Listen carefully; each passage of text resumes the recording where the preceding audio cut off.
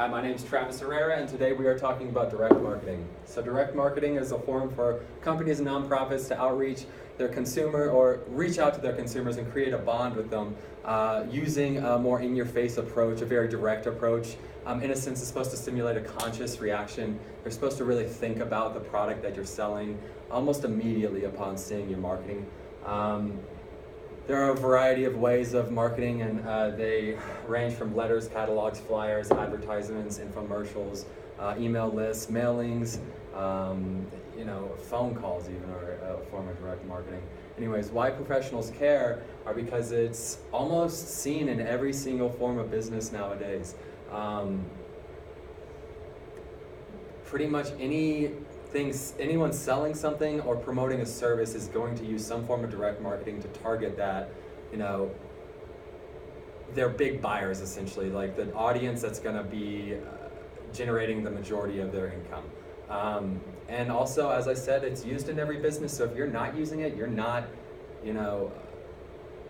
standard in a sense. You're creating a competitive disadvantage. You can't keep up with your competitors, and this is something that you want to try to avoid in a business.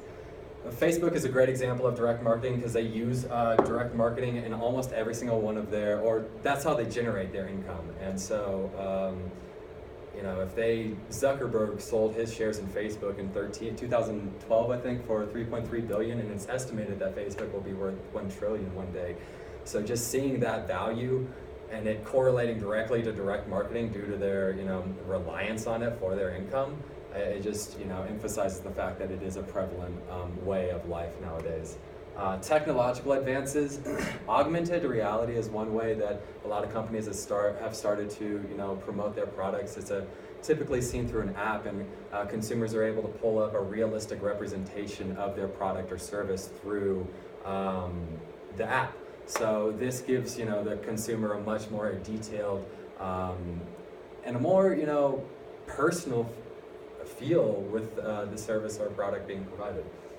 Another thing is incentivizing. This hasn't been something new, but advances in incentivizing have kind of revolutionized how and the focus on this subject. It's been around for a while, but as we have kind of understood the customer a lot more, we're able to create more effective incentive plans. And so we see a lot more companies creating packages or trying to stimulate that loyal connection through an incentive program. There are a lot of legal and ethical issues that pertain to direct marketing, but there are 4 core values that every company needs to consider when creating a direct marketing strategy. And that's the safety of the customer, the customer's information or detail. You need to properly detail your product. Giving the customer selection, and also providing the customer with a private way to go about doing its business. So these things, or these core values, affect different styles of direct marketing differently. Some may focus more on the safety of the customer, whereas others need to inform the customer more fairly. For instance, like infomercials, you always have people trying to misrepresent the product that they're selling. So these are things that really exemplify the different ethical dilemmas of a product. Another thing is, properly labeling your product. If it's hazardous, you need to label it as such. If you have hormones in your chicken that you're growing, you need to not say it's organic, et cetera, and things of that nature. And as I said, the privacy of the customer is at the top of the food chain.